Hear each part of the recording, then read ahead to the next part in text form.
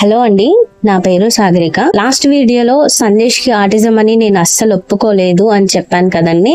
అయితే ఆ తర్వాత నేను కన్ఫామ్ గా సందేశ్ కి ఆటిజం అని తెలియాలి అంటే నాకు మేడం చెప్పారు ఏంటంటే వాడిలో ఇలాంటి సిమ్టమ్స్ ఉన్నాయేమో చూసుకో అని చెప్పి కొన్ని అయితే నాకు బుక్ లో రాసించారండి. ఇలా ఉందా అంటే దాన్ని టిక్ పెట్టమని. వీడియోలో మనం సందేశ్ కి ఒక పక్క యాక్టివిటీ చేయించుకుంటూ మరొక పక్క మన టాపిక్ ని మాట్లాడుకుందాం. ఆ రోజు డాక్టర్ గారు నాకు ఒక చిన్న ఎన్వలప్ ఇచ్చారు. అందులో ఆటిజంకి సంబంధించిన సిమ్టమ్స్, ఆటిజం పిల్లలు చూడడానికి ఎలా ఉంటారు అనేవి పిక్చర్స్, ఇంకా సిమ్టమ్స్ నేమ్స్ కూడా రాశారు. ఆ పేపర్ లో ఉన్న ఒక్కొక్క సిమ్టమ్ ని చదవగానే నాకు అర్థమైంది సందేశ్ లో ఆటిజం లక్షణాలు చాలా ఉన్నాయి అని. సిమ్టమ్ నంబర్ 1, ఒంటరిగా ఆడుకోవడం, ఎప్పుడు ఏదో ఒక శబ్దం చేయడం. సిమ్టమ్ నంబర్ 2, పేరు పెట్టి పిలిచినా పలకకపోవడం, మనుషుల వైపు చూడకపోవడం, కళ్ళల్లోకి కళ్ళు పెట్టి చూడకపోవడం.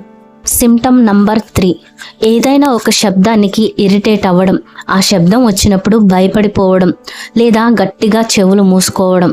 ఇవన్నీ నిజానికి సందేశ్లో ఉన్నా కానీ నాకు అప్పుడు ఆటిజం అనే ఐడియా లేదు. ఇప్పుడు అర్థమైంది. ఇప్పుడు నేనేం చేయాలి అని డాక్టర్ని అడిగినప్పుడు నువ్వు అర్జెంటుగా 3 రకాల థెరపీస్ ఇప్పించాలి అని చెప్పారు. వెంటనే సందేశ్ని తీసుకొని ఒక థెరపీ సెంటర్కి అయితే వెళ్ళాను. అక్కడ కూడా సందేశ్కి ఎలాంటి సిమ్టమ్స్ ఉన్నాయి, బిహేవియర్ ఇష్యూస్ ఎలా ఉన్నాయి, సందేశ్ ఎలా ఉంటాడు అని చాలా క్వశ్చన్స్ అడిగారు. అన్నిటికీ నేను ఆన్సర్స్ చెప్పాను. అయితే వాళ్ళు కూడా సందేశ్కి 3 రకాల థెరపీస్ ఖచ్చితంగా ఇవ్వాలి, లేకపోతే సందేశ్ సెట్ అవ్వడం చాలా కష్టమని చెప్పారు. ఆటిజం అంటేనే తెలీదు, ఇంకా థెరపీస్ అంటే ఏం తెలుసు. ఆటిజం అంటే ఒక జబ్బేమో, థెరపీస్ దానికి మందు అనేది మాత్రమో అర్థమైంది. సరేలే, సమస్య తెలిసింది, ఆ సమస్యకు పరిష్కారం కూడా తెలిసింది అనుకున్నాను మనసులో. కానీ అప్పుడే ఇంకో పెద్ద బాంబు. సందేశ్కి మొత్తం 3 రకాల థెరపీస్ ఇప్పించాలి. ఒక్కొక్క సిట్టింగ్కి అంటే ఒక్క థెరపీ కాస్ట్ 4,000, అంటే ఒక నెలకి. 3 రకాల థెరపీకి కాను సందేశ్కి నెలకి 12,000 కట్టాలి.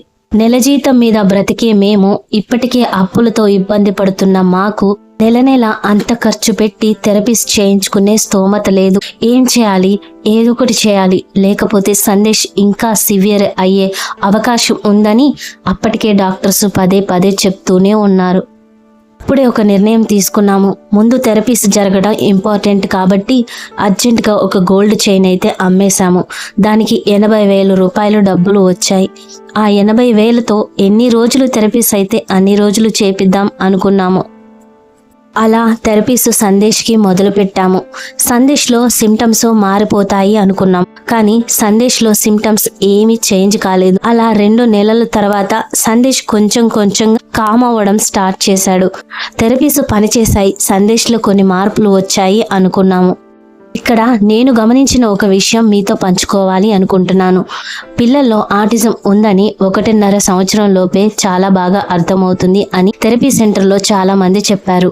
అప్పుడు కనుక్కొని త్వరగా మనం థెరపీస్కి తీసుకువెళ్తే పిల్లల్లో చాలా త్వరగా చేంజెస్ వస్తాయని కొంతమంది పేరెంట్స్ చెప్పినప్పుడు విన్నాను. అప్పుడు నేనెంత తప్పు చేశానో నాకు అర్థమైంది. అన్నిసార్లు డాక్టర్ చెప్పినప్పుడు త్వరగా తీసుకువెళ్ళుంటే బాగుండేది అనిపించింది. కొంతమంది పేరెంట్స్తో మాట్లాడినప్పుడు నాకు అర్థమైంది ఏంటంటే ఆటిజం ఉన్న కొంతమంది పిల్లలు 1 ఇయర్ దాటినా కూడా నడవకపోవడం, హ్యాండ్ గ్రిప్ లేకపోవడం, అంటే చేతులతో గట్టిగా దేన్ని పట్టుకోలేకపోవడం కూడా ఒక సిమ్టమ్ అని చెప్పారు. కొంతమంది పిల్లలు తిరుగుతున్న ఫ్యాన్ని పదే పదే చూడడం, అంటే ఫ్యాన్ ఎంత స్పీడ్లో తిరిగినప్పటికీ వాళ్ళు ఫ్యాన్ వైపే చూడడం. కొంతమంది వెలిగే లైట్ వైపు చూడడం, పద్దాకా లైట్ ఆఫ్ చేయడం, ఆన్ చేయడం, ఇలాంటిది కూడా ఉంటాయని కొంతమంది పేరెంట్స్ చెప్పారు. కొంతమంది పిల్లలు హైట్ అంటే భయపడతారని, మెట్లెక్కడానికి కూడా భయపడతారని, మట్టిలో నడవడానికి భయపడతారని, ఇచ్చుకునే గడ్డిలో కాలు పెట్టడానికి కూడా భయపడతారని విన్నాను. ఇవన్నీ కూడా ఆటిజంలో కొన్ని సిమ్టమ్స్ అని కూడా విన్నాను. కానీ సందేశ్ మాత్రం హైట్ ఎక్కడానికి ఇష్టపడేవాడు, మెట్లు చాలా ఫాస్ట్గా ఎక్కేవాడు, అలాగే చిన్న చిన్న గోడల మీద కూడా భయపడకుండా నిలబడతాడు. ఇవే ADHD లక్షణాలని అక్కడ థెరపీ సెంటర్లో కొంతమంది పేరెంట్స్ కూడా చెప్పారనమాట.